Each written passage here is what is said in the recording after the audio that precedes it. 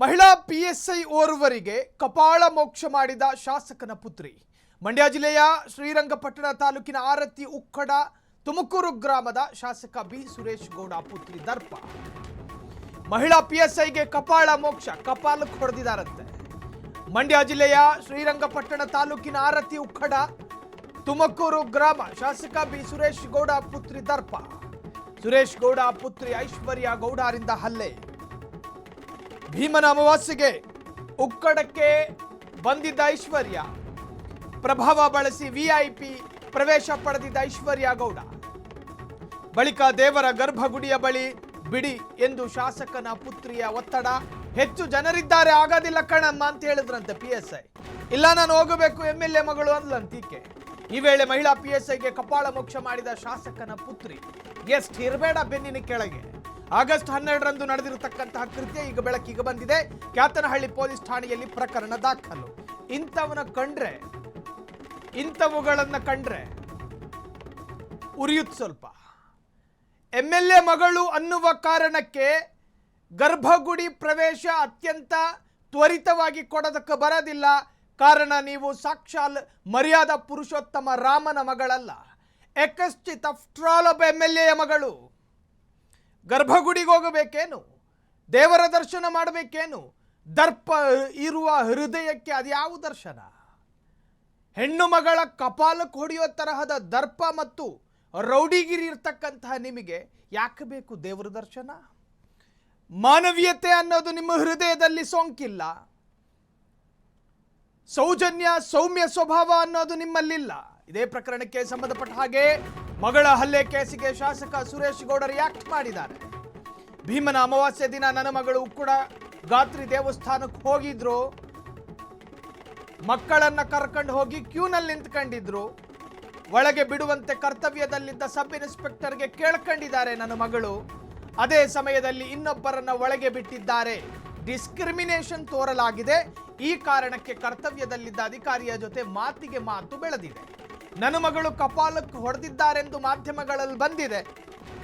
ಅವರ ಪರವಾಗಿ ನಾನು ಕ್ಷಮೆ ಕೇಳುತ್ತೇನೆ. ತಪ್ಪು ಮಾಡಿದ್ರೆ ಶಿಕ್ಷೆಯಾಗಲಿ. ನಿಮ್ಮ ಕ್ಷಮೆ ಯಾರಿಗೂ ಬೇಕು? ನಿಮ್ಮ ಕ್ಷಮೆ ಬೇಡ.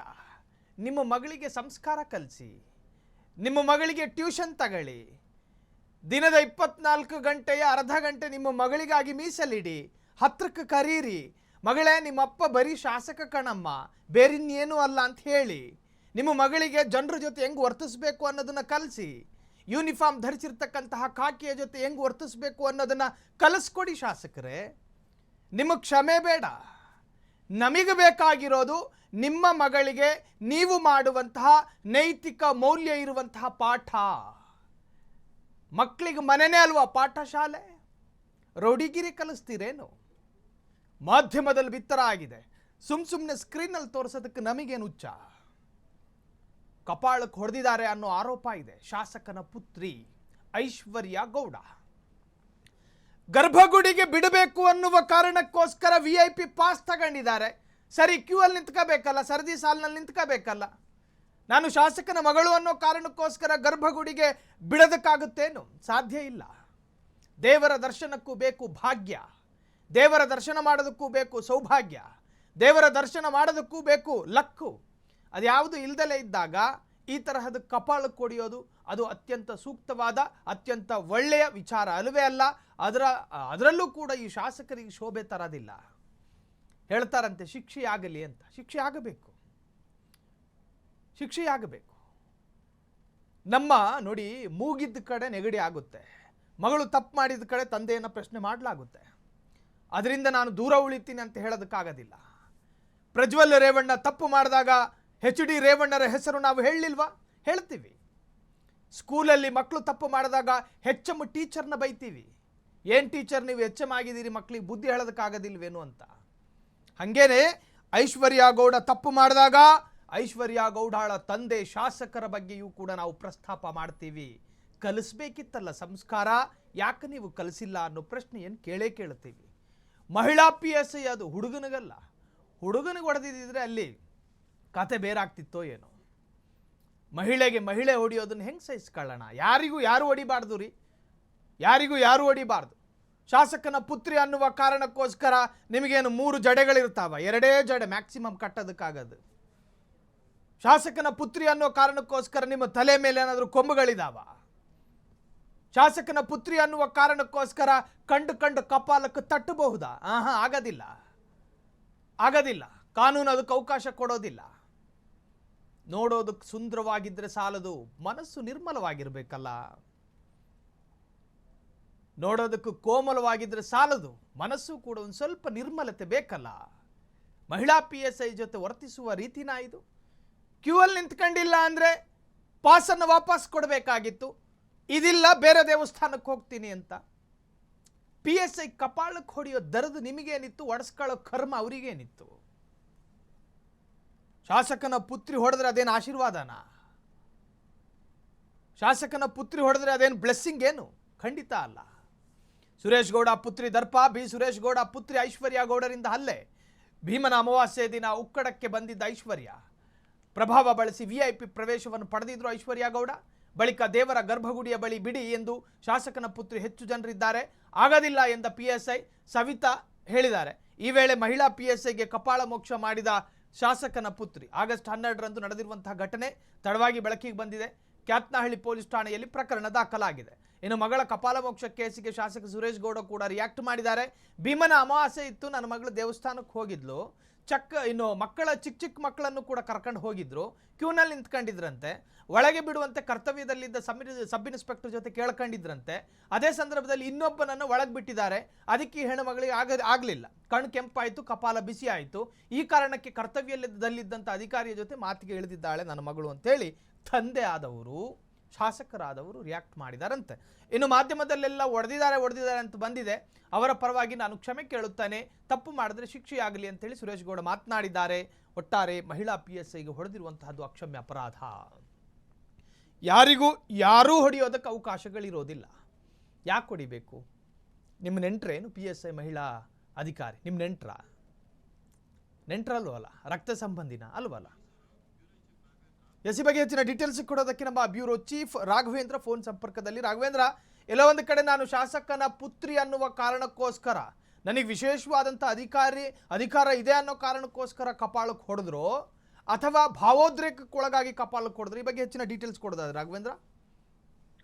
ಸ್ಟೈಲ್ ಇದು ಭೀಮನ ಅಮಾವಾಸ್ಯೆ ದಿನ ಏನು ಮಂಡ್ಯ ಜಿಲ್ಲೆಯ ಶ್ರೀರಂಗಪಟ್ಟಣ ಸಮೀಪ ಆರತಿ ಉಕ್ಕಡ ಅಂತೇಳಿ ಅಲ್ಲಿ ಬಹಳಷ್ಟು ಭಕ್ತರು, ಸಾವಿರಾರು ಜನ ಭಕ್ತರು ಏಕಕಾಲಕ್ಕೆ ಅಲ್ಲಿ ಬರ್ತಾರೆ. ಬೆಳಗಿನ ಜಾವದಿಂದ ಪೂಜೆ ಶುರು ಆಗಿರುತ್ತೆ. ಅಂತ ಸಂದರ್ಭ 3:15 ಸಮಯದಲ್ಲಿ ಏನು ಈ ಹಾಲಿ ಶಾಸಕ, ತುಮಕೂರಿನ ಗ್ರಾಮಾಂತರ ಶಾಸಕರಾದ ಸುರೇಶ್ ಗೌಡರ ಪುತ್ರಿ ಐಶ್ವರ್ಯ ಅವರು ಇದರಲ್ಲಿ ಸರತಿ ಸಾಲಿನಲ್ಲಿ ಬರ್ತಾ ಇರ್ತಾರೆ.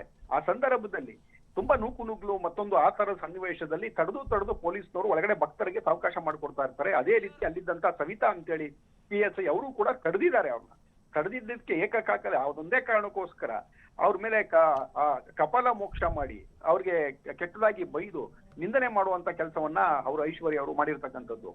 ಈ ಘಟನೆ ನಂತರ ಅಲ್ಲಿ ಸ್ಥಳೀಯರೆಲ್ಲರೂ ಕೂಡ ಅವ್ರನ್ನ ಸಾವರಿಸಿದ್ರೆ ಸಮಾಧಾನ ಮಾಡಿದ್ರು ಕೂಡ ಅವರು ಕೇಳೋ ಪರಿಸ್ಥಿತಿಯಲ್ಲಿ ಕೂಡ ಇಲ್ಲ. ಪಾಪ PSI ಸವಿತಾ ಅವರು ಕೂಡ ಕಪಾಲ ಮೋಕ್ಷ ಮಾಡಿದ್ರು ಕೂಡ ಬಹಳ ತಾಳ್ಮೆಯಿಂದ ಅವರು ವರ್ತಿಸಿದ್ದಾರೆ. ರಾಘವೇಂದ್ರ, ಹಾಗೆ ಸಂಪರ್ಕದಲ್ಲಿರಿ. ಈ ಬಗ್ಗೆ ಎಕ್ಸ್ಕ್ಲೂಸಿವ್ ಆಗಿ ಸುರೇಶ್ ಗೌಡ್ರು ಮಾತನಾಡಿದ್ದಾರೆ. ಒತ್ತಡದಲ್ಲಿ ಇರಬೇಕಾದ್ರೆ ಏನೋ ಅಂದಿರ್ತಾರೆ, ಆದ್ರೆ ಸಾರ್ವಜನಿಕ ಜೀವನದಲ್ಲಿರುವಂತ ನನ್ನ ಮಗಳಿಗೆ ತಾಳ್ಮೆ ಇರಬೇಕಾಗಿತ್ತು. ಅವಳಿಗೆ 2 ಮಕ್ಕಳಿರೋದ್ರಿಂದ ಒತ್ತಡದಲ್ಲಿ ಏನೋ ಆಗಿದೆ. ನಾನು ನನ್ನ ಮಗಳ ಮಾಡಿರುವಂತ ತಪ್ಪಿಗೆ ನಾನು ಕ್ಷಮೆ ಕೇಳ್ತೀನಿ, ಇನ್ನು ಮುಂದೆ ಆಗದಂಗೆ ನೋಡ್ಕೊಳ್ತೀನಿ. ನನ್ನ ಮಗಳಿಗೂ ಹೇಳಿದ್ದೇನೆ, ತಾಳ್ಮೆ ಕಳ್ಕೋಬಾರ್ದು ಸಾರ್ವಜನಿಕ ಜೀವನದಲ್ಲಿ ಅಂತ ಹೇಳಿ. FIR ಮಾಡಿದರೆ ಆಯ್ತು, ನಾನು ಏನ್ FIR ಇದೆ ನೋಡ್ಬಿಟ್ಟು ಅದ್ರ ಮೇಲೆ ಏನಿದೆ ಮಾತಾಡಿದೆ. ನಮ್ಮ ಮಗಳದನ್ನು ಕಂಪ್ಲೇಂಟ್ನು ತಗೋಬೇಕಾಯ್ತು. ಸುಮಾರು ನನ್ನ ಮಗಳ ಕಂಪ್ಲೇಂಟ್ ಕೂಡ ಅವ್ರು ರಿಸೀವ್ ಮಾಡಿಲ್ಲ. ನಾನು DGಗೂ ಗಮನಕ್ಕೆ ತಂದಿದ್ದೇನೆ, ಒಂದು ತನಿಖೆ ಮಾಡಿ, ಡಿಪಾರ್ಟ್ಮೆಂಟ್ ಲೆವೆಲ್ ತನಿಖೆ ಮಾಡಿ, ಯಾವ ತಪ್ಪಿರ್ತದೆ ತಪ್ಪಿಗೆ ಶಿಕ್ಷೆ ಆಗ್ಲೇಬೇಕು ಕಾನೂನಲ್ಲಿ. ನನ್ನ ಮಗಳು ತಪ್ಪಿದ್ರೆ ನೋಡೋಣ ಏನಾಗುತ್ತೆ ಅಂತ ಕಾನೂನಲ್ಲಿ ಹಾಕಿದ್ದಾರೆ. ಕೋರ್ಟಲ್ಲಿ ನಾನು ಕೂಡ ಅದನ್ನ ಮಾತಾಡ್ತೀನಿ. ಧನ್ಯವಾದ. ಸಾರ್ವಜನಿಕವಾಗಿಯೂ ಕೂಡ ಚರ್ಚೆ ನಡೀತಾ ಇದೆ. ಇಲ್ಲ, ನಾವು ಹೇಳೋದೇನಂದ್ರೆ ದೇವಸ್ಥಾನ ನಮ್ಮ ನಂಬಿಕೆ ಇರುವಂತದ್ದು. ನಾನು ನನ್ನ ಕುಟುಂಬದವರು ಎಲ್ಲರೂ ಕೂಡ ದೈವ ಭಕ್ತರು, ನಮಗೆ ನಂಬಿಕೆ ದೇವ್ರ ಮೇಲಿದೆ. ಆದರೆ ಪಬ್ಲಿಕ್ ಪ್ಲೇಸ್ ಅಲ್ಲಿ ಯಾವಾಗಲೂ ಕೂಡ ಒಂದು ಪ್ರೋಟೋಕಾಲ್ ವ್ಯವಸ್ಥೆಗಳನ್ನ ತೆಗಿಬೇಕು. ಏನಂತ ಅಂದ್ರೆ ಎಲ್ಲರೂ ಕೂಡ ಈ VIP ಹೋದಾಗ ಸಾರ್ವಜನಿಕರಿಗೆ ಬಹಳ ಹಿಂಸೆ ಆಗುತ್ತೆ. ಅದರಿಂದ ಪ್ರೋಟೋಕಾಲೇ ತೆಗೆದು ಬಿಡಬೇಕು. ಯಾರಿಗೂ ಪ್ರೋಟೋಕಾಲ್ ಇಲ್ಲ, ಎಲ್ಲರೂ ದೇವ್ರ ಮುಂದೆ ಎಲ್ಲರೂ ಸಮಾನರೇ. ಎಲ್ಲರೂ ಕೂಡ ಕ್ಯೂವಲ್ಲೇ ಹೋಗುವಂತ ಪದ್ಧತಿಯನ್ನು ಇಟ್ಟಾಗ ಇವಕ್ಕೆಲ್ಲ ಕೊನೆ ಆಗುತ್ತೆ, ಪೊಲೀಸರಿಗೂ ಒತ್ತಡ ಕಡಿಮೆ ಆಗುತ್ತೆ. ಇನ್ಸ್ಪೆಕ್ಟರ್ ಅಂತ ಗೊತ್ತಿತ್ತು ಇದು ಮಾಡಿದ್ರೆ ಇನ್ಸ್ಪೆಕ್ಟರ್ ಅಂತ ಗೊತ್ತಿತ್ತು ಅವ್ರ ಮೇಲೆ ಗಲಾಟೆ ಮಾಡಿದ್ರ ಅಥವಾ ಇಲ್ಲ, ಗಲಾಟೆ ನೋಡ್ರಿ, ಕ್ರಿಯೆ ಪ್ರತಿಕ್ರಿಯೆ ಇರುತ್ತೆ ಯಾವಾಗ್ಲೂ. ಅವ್ರೇನೋ ಪೊಲೀಸರು ಹೇಳಿದ್ದಾರೆ ಒತ್ತಡದಲ್ಲಿ, ನಾವು ತಡ್ಕೋಬೇಕು. ದೇವಸ್ಥಾನದಲ್ಲಿ ಯಾಕೆ ಬೈದಿ ಅಂತ ಏನೋ ಇವಳು ಪ್ರಶ್ನೆ ಮಾಡಿದ್ದಾಳೆ. ನನ್ನ ಮಗಳು 2 ಮಕ್ಕಳಿದೆಯಮ್ಮ, ಒಬ್ಬರನ್ನ ಬಿಟ್ಟು ನನ್ನ ಬಿಡದಲ್ಲ ಇದಕ್ಕೆ ಪ್ರಶ್ನೆ ಮಾಡಿದಾಗ ಪ್ರಶ್ನೆ ಮಾತಿಗೆ ಮಾತು ಬೆಳೆದಿರ್ತದೆ. ಯಾರದೇ ನಾನು ಅವ್ರದೇ ಪೊಲೀಸ್ ಅವ್ರದ್ದು ತಪ್ಪಿದ್ರು ನಾನು ಅದಕ್ಕೆ ತಲೆ ಕೆಡಿಸ್ಕೊಳ್ಳೋ. ನನ್ನ ಮಗಳ ಪರವಾಗಿ ನಾನು ಕ್ಷಮೆ ಕೇಳ್ತೀನಿ. ಯಾಕೆಂದ್ರೆ ನನ್ನ ಮಗಳು ಒಬ್ಳು ರಾಜಕಾರಣಿ ಮಗಳು, ಅವಳು ತಪ್ಪು ಮಾಡಿದಾಗ ತಪ್ಪೇ ಅದು. ಅವಳು ಯಾವಾಗಲೂ ಸಾರ್ವಜನಿಕ ಜೀವನದಲ್ಲಿ ನಾವು ಜನರಿಂದ ಆಯ್ಕೆ ಇರೋರು, ಅವರ ಮತದಿಂದ ಆಯ್ಕೆ ಆಗಿರುವಂಥವ್ರು, ನಾವು ಸಾರ್ವಜನಿಕ ಜಾಗದಲ್ಲಿ ಯಾವಾಗಲೂ ಗೌರವವಾಗಿ ನಡ್ಕೋಬೇಕು. ನಾವು ಯಾವುದು ಅಹಂಕಾರಗಳನ್ನು ಪಡಬಾರ್ದು. ತಪ್ಪಾದ್ರೆ ನಮ್ಮನ್ನೇ ಬೈಯೋದು ಜನ. ಅದರಿಂದ ನನ್ನ ಮಗಳು ತಪ್ಪು ಮಾಡಿದ್ರೆ ತಪ್ಪಾಗಿ ನಾನು ಕ್ಷಮೆ ಕೇಳ್ತೀನಿ ಈ ಸಂದರ್ಭದಲ್ಲಿ. ಧನ್ಯವಾದ. ಅಧಿಕಾರಿ ಸರ್ ಸಿವಿಲ್ ಡ್ರೆಸ್ ಅಲ್ಲಿ ಇದ್ರು ಅಂತಾನು ಹೇಳ್ತಿದ್ದಾರೆ. ಹೇಳಪ್ಪ, ಯಾಕೆ ಅದನ್ನ ಬೆಳೆಸಬೇಡಿ. ನಾನು ವಿನಂತಿ ಮಾಡೋದು ಇದಕ್ಕೆ ಇಲ್ಲಿಗೆ ಮುಕ್ತಾಯ ಮಾಡಿ ಇದನ್ನು ಬೆಳೆಸಬೇಡಿ ಅಂತ ಮಾಧ್ಯಮಕ್ಕೂ